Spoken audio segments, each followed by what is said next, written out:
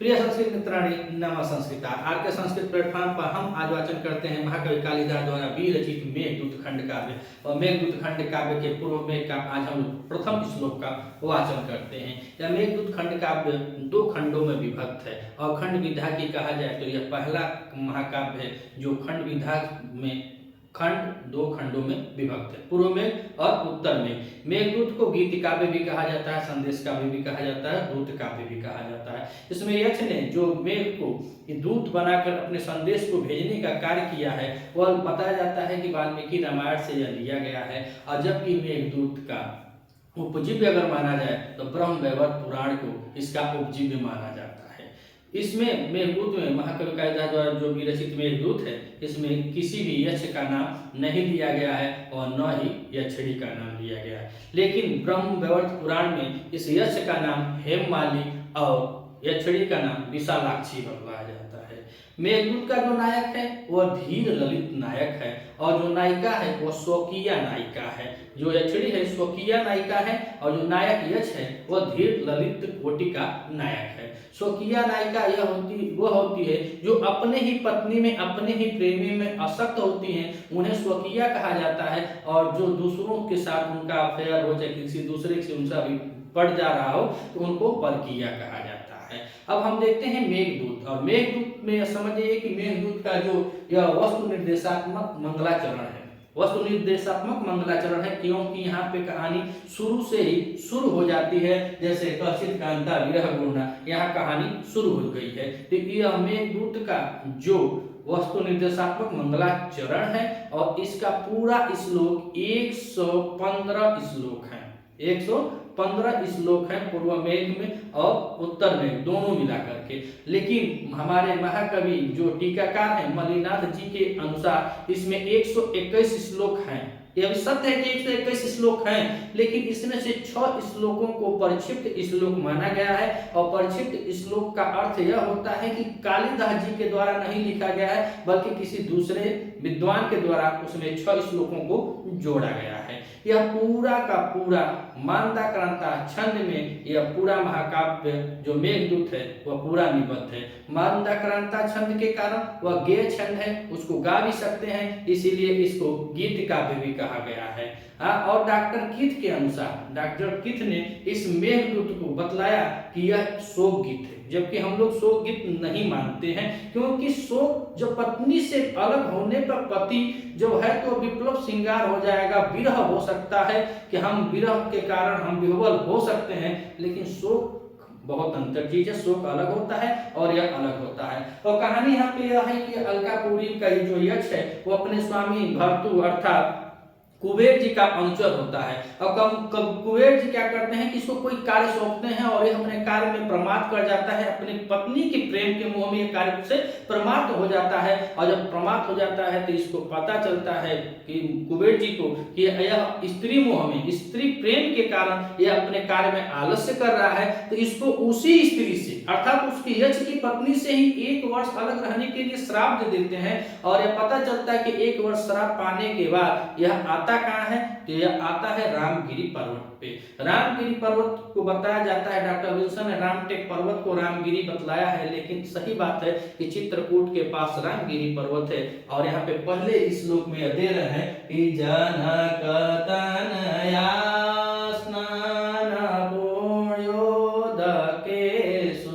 जहाँ का जल जनक तनया माता सीता के स्नान करने से जहाँ का जल उदित हो उठा है।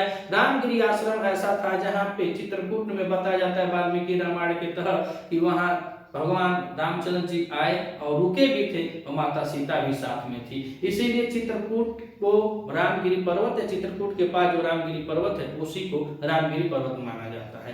कहानी शुरू होती है कि जब उसको यक्ष को श्राप मिल जाता है तो बेचारा अकेले यहीं कहाँ रामगिरी पर्वत पे आके रहता है। और जब रामगिरी पर्वत पे आके रहता है तो वह धीरे धीरे उसका शरीर जो था वह गल चुका था, उसके आभूषण गिर चुके होते हैं। और बेचारा 8 महीना जहां से कवि जी ने लिखना प्रारंभ किया है तो उस समय तक यक्ष का श्राप का 8 महीना बीत चुका होता है। और 8 महीना बीतने के बाद जब आषाढ़ का पहला दिन होता है तो वह सोचिए क्या बात है, अलग जो अपने पत्नी के प्रेम के कारण इतना कष्ट झेला, इतने श्राप को झेला, वो 8 महीना बेचारा एक टकाटक रामगिरी पर्वत पे बैठा रहा, सोचता रहा, विचारता रहा, कोई उसको दूर दूर तक दिखाई नहीं दिया।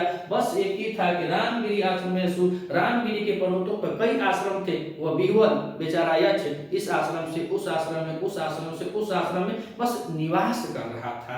और जैसे दिन बीतता गया, जब आषाढ़ का पहला दिन आता है, जब आषाढ़ के मौसम में जब बादल छा जाते हैं, तो वह अब इस लेखनी के अनुसार, इस श्लोक के अनुसार ऐसा महसूस होता है कि पूरे 8 महीने तक वह किसी को देखा ही नहीं था, सिवाय अपने विरह के अलावा उसका कोई नहीं था। तब वह जाके आषाढ़ के महीने में पहली बार उस मेघ को देखता है, उस बादल को देखता है। वो भी कैसा देखता है, तो उसे देखकर यह महसूस करता है कि कोई हाथी है जो आकर के पर्वतों से अपने सूंड से लगा करके उद्गठन कर रही है, खेल रही है, सूंड से पर्वतों को मार रही है। ऐसा वह काले काले मेघों को देख करके बेचारा पहली बार उसे देखकर विह्वल हुआ। और जब विह्वल होता है तो यह कुछ कहने के लिए उत्कंठित होता है, और कुछ कहने के लिए जो यक्ष का अंचर होता है, बेचारा पहले अपने आप अपने मन में ही रोने लगता है। और औरतें जब रोती हैं, चाहे पुरुष जब रोता है, तो जिसके आंसू बाहर निकल जाते हैं वह आंसू तो लाभदायक हो सकते हैं, लेकिन जिसके आंसू अंदर ही अंदर किसी के विरह में जब गिरते हैं तो बहुत खतरनाक होते हैं। जैसे उत्तररामचरितम में पुटपाक प्रतीकासो रामस्य जो करुण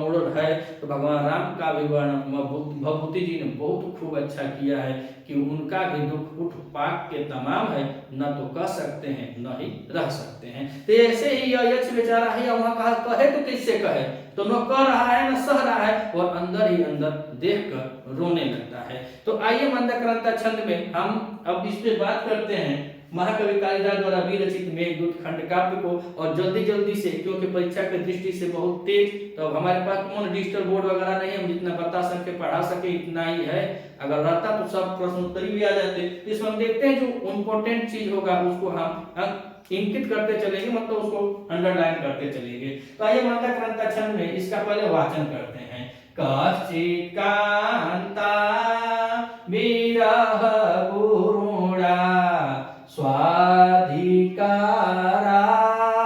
प्रमत्त सापेनास्तं गामित महिमा वर्षभोगेण भर्तु यच्छ चक्रे जनक तनया स्नान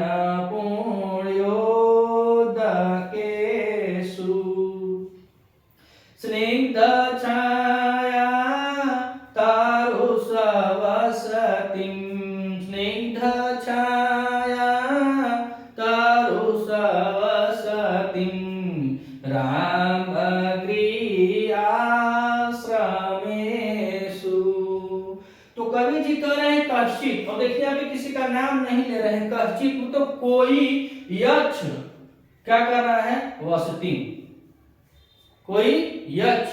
तो जो कोई यक्ष है तो करता क्रिया वस्ति में, तो कह रहे हैं कि कश्चित् कोई यक्ष वस्तिम चक्रे, कहीं आके बसा। और कहाँ बसा, तो पहले तो यह बताया कि कश्चित् माने कोई, नाम नहीं लिए, जबकि हेममालिनी इसका नाम है, लेकिन ब्रह्मवैवर्त पुराण में है। लेकिन यहाँ पे कवि जी नाम न लेते हुए कह रहे हैं कि कश्चित् यक्ष वसतिम चक्रे, कोई यक्ष निवास किया, कोई यक्ष निवास किया।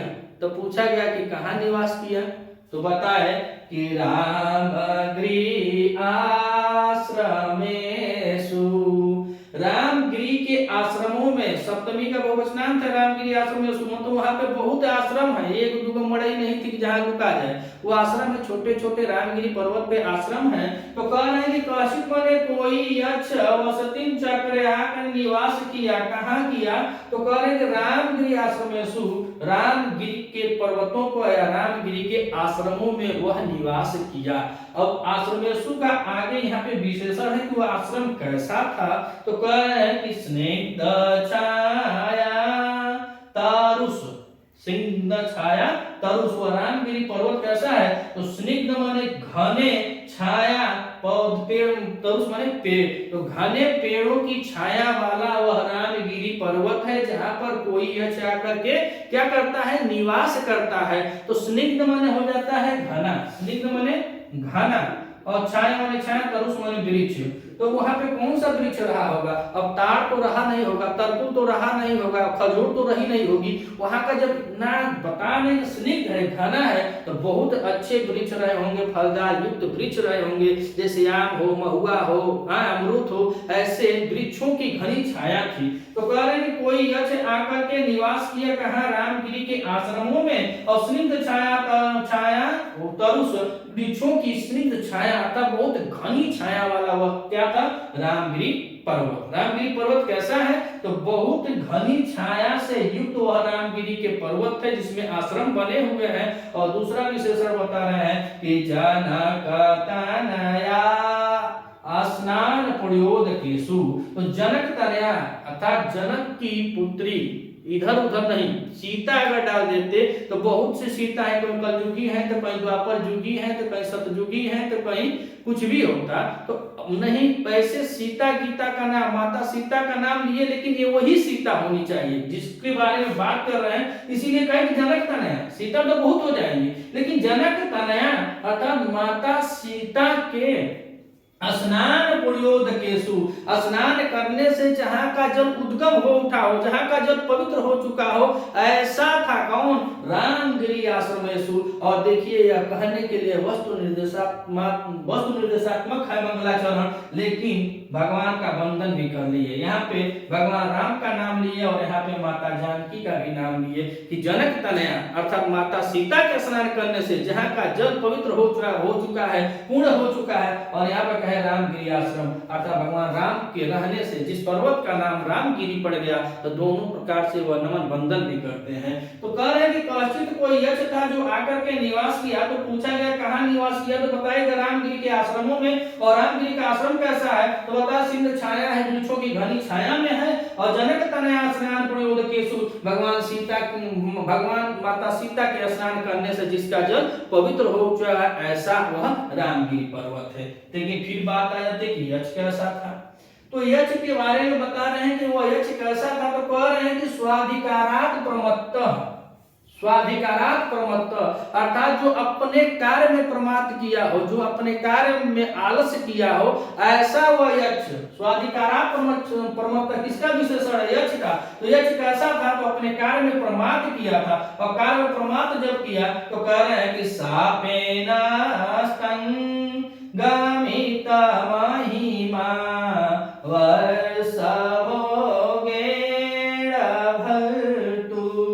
तो भर्तु मतलब स्वामी, और उसके स्वामी कौन थे?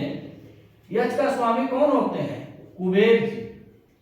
कुबेर जी, तो कुबेर जी उसको क्या किए? सापेन, तृतीया का मतलब सापेन, सांप के द्वारा अर्थात उसके स्वामी के श्राप के द्वारा अस्तंग गमित महिमा, उसकी महिमा नष्ट हो चुकी थी। जो यक्ष होते हैं वो देव कुल के होते हैं, उनकी देवता योनि में यक्ष आते हैं। यक्ष जब चाहे तो अपने आकार को, अपने स्वरूप को, अपने आवागमन को, अभी यहाँ है वहां चले जाएंगे, वहां है वहां चले जाएंगे। लेकिन भगवान कुबेर ने भी गजब सोच का श्राप दिया था। उसकी महिमा क्या हो गई थी? अस्तगमित हो गई थी। तो कह रहे सापेन अस्तगमित महिमा, जो उसका महिमा थी, जो उसका तेज था, जो उसका गुण था, जो उसका ये ओज था, वो सब खत्म हो गया। नहीं तो ये रतिया बदिनमा भरता रामगिरी पर्वत पे और रतिया का अलकापुर में मिलता। इतना ही उनका गुण है, कहीं यहाँ रहेंगे कहीं वहां रहेंगे, तो क्षण भर में आते जाते। तो इसीलिए इसके महिमा को ही नष्ट कर दी एकदम। जो बाबू चुपचाप पटा जो वहीं पे, तो वह जाकर के एकदम आराम से कहां पड़ गया? विवश हो गया, लाचार हो गया, कहीं महिमा खत्म हो गई। तो रामगिरी पर्वत पर था। तो यही बता रहे कि यक्ष कैसा था? तो स्वाधिकारात् प्रमत्तः, जो अपने कार्य में प्रमाद किया,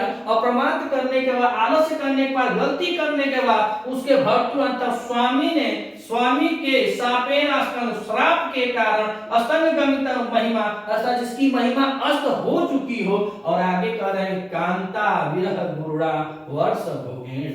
वो श्राप कैसा था? तो कह रहे कांता विरह गुरुड़ा, कांता स्त्री और कांता पत्नी, कांता प्रेमिका, कांता कांता।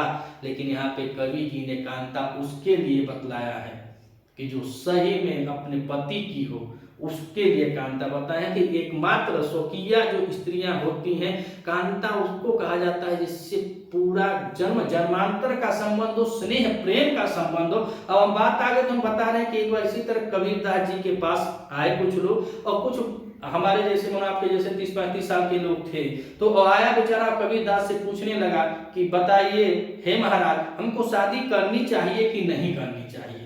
दिन में आया 10-11 बजे, तो बताया कि हमको शादी करनी चाहिए कि नहीं, मैं असमंजस हूं कि शादी करूं कि नहीं करूं।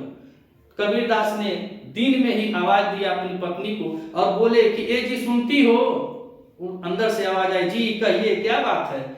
तो बताए कि थोड़ा लालटेन जला के लाओ। पहले कहाँ मरकरी थी और कहाँ बल्लभ था, कहाँ सियल्लभ उल्लभ, कुछ बल्लभ उल्लभ लाइन नहीं थी, तो कहे कि थोड़ा लालटेन जला के लाओ। और उनकी कबीरदास जी की पत्नी क्या करती है कि लालटेन जला कर लाती है दोपहर में, कहती है क्या है, रखो मुझे कुछ ढूंढना है। और जब वह लालटेन को जलती हुई दोपहर में रखवा कर जब उनकी पत्नी चली जाती है, तब फिर से वो आदमी दोहराता है कि अरे बतलाए नहीं कि मुझे शादी करनी चाहिए कि नहीं करनी चाहिए। कह रहे मैं क्या बोलूं, तुम्हारा जवाब तो सामने है। उसी स्त्री से शादी करो जो तुम्हारे बताए हुए पथ पर कार्य करे, यह नहीं कि अपना पथ निर्धारित कर दे, अपना सब कुछ निर्धारित करे। तो शादी ऐसे करना कि एक बार आप बोलो तो दोबारा आपको जवाब न मिले। जैसे मैं बतलाया कि सुनती हो लालटेन जला के लाओ, उसने यह भी नहीं पूछा कि दिन में लालटेन की क्या जरूरत है। तो वही कह रहे हैं कि जो कांता विरह गुना था, उसके अंदर जो अपनी पत्नी के प्रति जो प्रेम था, जो स्नेह था, जिसके कारण वो अपने कार्य में प्रमाद कर दिया। यक्ष तो अनुचर रहा होगा कुबेर जी का बहुत पहले से, या पहले शादियां तो नहीं उसकी हो गई होगी, पहले से रहा होगा, लेकिन अच्छा काम कर रहा था, अच्छा काम कर रहा था, इसीलिए उसकी पदोन्नति थी। और यह भी प्रमाण मिलता है कि उसका कार्य यह था कि फूलों को लाना था। महाराज कुबेर जी पुष्पों से पूजा करते थे, लेकिन बेचारा कितना उसको चाहता था। आगे लिख दिए विरह गुणा। गुणा ऐसा शब्द है जिसका कोई मूल्य नहीं है। कितना गंभीर शब्दों से हम कितना व्याख्या करें, कितना उसकी व्याख्या करें और कितना उसका व्याख्या कर पाए, कोई नहीं कर पाएगा। जितना बता दिया है कि कांता विरह गुणा, उसकी पत्नी से उसका विरह की दशा, उसकी विरह के दुख की गुणा माने अत्यधिक प्रकाट। और यह दुख क्या था? वर्ष भोगेड़, 1 वर्ष भोगने वाला था। 1 वर्ष के लिए वह अपने कांता से, अपने भार्या से अलग होने वाला जो दुख था, वही महाराज उसके स्वामी भर्तु अर्थात महाराज कुबेर जी उसको श्राप देते। प्रमाद किया अपने कार्य में, और जिसके लिए किया तो मैं तेरे लिए रे जग छोड़ा तो मुझको छोड़ चली, वही दशा हुआ कि वह उसके लिए तो प्रमाद किया, लेकिन ईश्वर की ऐसी कृपा कि उसी से अलगाव का यहाँ पे श्राप मिल गया। तो वही बता रहे हैं कि कांता विरह गुणा वर्ष भोगे, अर्थात वो काम क्या किया था? स्वाधिकारात प्रमत्त, अपने कार्य में जो यश था अपने कार्य में प्रमाद किया, और उसके भर्तु उसके स्वामी ने उसको श्राप क्या दिया? 1 वर्ष का श्राप मिला। कांता विरह गुणा, अपने ही कांता से दूर रहने के लिए जो श्राप मिला, वही तो उसके लिए बहुत घातक हुआ। वही उसके लिए जिसके लिए वो पूरा दिन प्रतिदिन मेहनत करता था, प्यार इतना व्याकुल था, जो गलती हुई वह अपनी पत्नी के प्रेम में के कारण हुई। वह प्रेम इतना करता था कि वहां पे चूक गया, लेकिन भर्तु अर्थात स्वामी ने वही श्राप दिया कि कांता विरह गुणा वर्ष भोगे, 1 वर्ष भोगने जो कांता से दूर रहने का जो श्राप मिला, और शापेन स्तंग गमित महिमा, और उसका जो श्राप का दिन था, जो श्राप मिला, उसकी महिमा भी उस श्राप से खत्म हो जाती है। अब यहाँ पे कश्चित माने पूछा जाए कि कश्चित माने, तो यहाँ पे कोई नहीं, कोई, और यक्ष माने यक्ष होता है, यक्ष है। और यह बता जाए कि कौन अपने कार्य में प्रमाद किया, तो यक्ष किया था। अगर प्रश्न आए कि 1 वर्ष के लिए श्राप किसको मिला, तो यक्ष को मिला था। यक्ष का स्वामी कौन था? तो भर्तु अर्थात उसके स्वामी कौन है? तो कुबेर जी उसके स्वामी हैं। माता सीता के स्नान करने से कहाँ का जल उदित हो चुका था? तो रामगिरी पर्वत का। रामगिरी पर्वत कैसा था? तो स्निग्ध छाया युक्त वह पर्वत था। यक्ष आकर के कहाँ बसा? तो रामगिरी पर्वत पे बसा। तो ऐसे ऐसे यहाँ से एक श्लोक से मात्र ऐसे ऐसे प्रश्न आएंगे, और ऐसे ऐसे हम लोग धीरे धीरे पढ़ते चलेंगे, तैयारी होती जाएगी, तो हम सब जरूर इसमें से 2-4-10 प्रश्न अपने आप भी निकालने की हम क्षमता रख लेंगे। जो हम रख लेंगे तो आप रखें, सब लोग अपने आप से रख लेंगे तो भूलेगा नहीं। अगर आप इस चैनल पे नए हैं तो चैनल को सब्सक्राइब कीजिएगा, वीडियो को लाइक कीजिएगा। मिलते हैं अगले वीडियो में, तब तक के लिए नवा संस्कृत।